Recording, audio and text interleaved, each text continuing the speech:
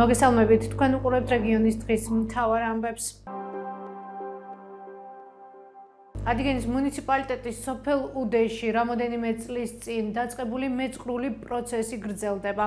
დღეს ჩვენ სოფელში ვიმყოფებოდით ეგრეთ წოდებული პირდაპირების დასახლებაში სტიქიის ზონაში. ტერიტორიიდან მოსახლეობა თითქმის სრულად გაყვანილია, ხოლო სახლები ინგრევა.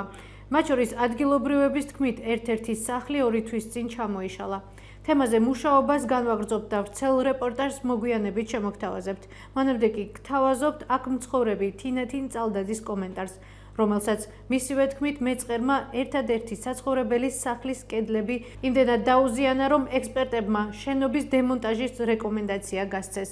რას ვიტყო და გასახლებას ვიტყო, რომ აქ სახლში არის ცხოვრება, სულ მეწყერულია, მე ეგრევა მჩნდა, რა ვიცი.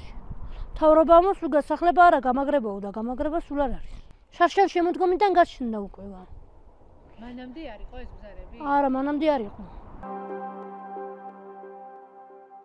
გამგრძობადი ოკუპაციის საქმეზე სტრასბურგის სასამართლომ რუსეთს საქართველოსთვის 253 მილიონი ევროზე მეტი კომპენსაციის გადახდა დააკისრა. გადაწყვეტილება სტრასბურგის სასამართლომ დღეს 14 ოქტომბერს გამოაცხადა.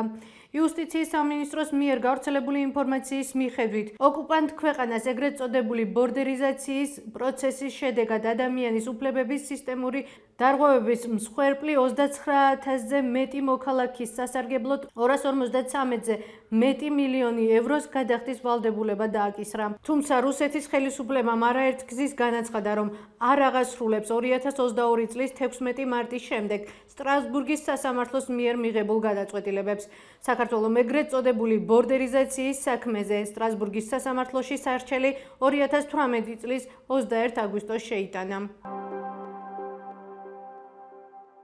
საქართველოს სადაო ლეგიტიმაციის პრეზიდენტმა მიხეილ ყაველაშვილმა სვეტიცხოვლობის დღესასწაულთან დაკავშირებით 70 პირი შეიწყალა. ინფორმაციას ყაველაშვილის ადმინისტრაცია ავრცელებს. ამავე წყაროს ცნობით შეწყალება შეეხო 42 არასაპატიმრო და 24 საპატიმრო სასჯელის მქონე პირს, ხოლო 4 პირს მოეხსნა ნასამართლეობა. ადმინისტრაციის მიერ გავრცელებულ ინფორმაციაში არ წერია რომელ მუხლი და რა ტიპის დანაშაულებს შეეხო შეწყალება. ეს იყო ჩვენს ხელთ არსებული დღევანდელი ბოლო ინფორმაცია. მეტი და დეტალური ინფორმაციისთვის ეწვიეთ ჩვენ ვებ და Facebook გვერდს. გმადლობთ რომ გვიყურებთ. ხვალამდე.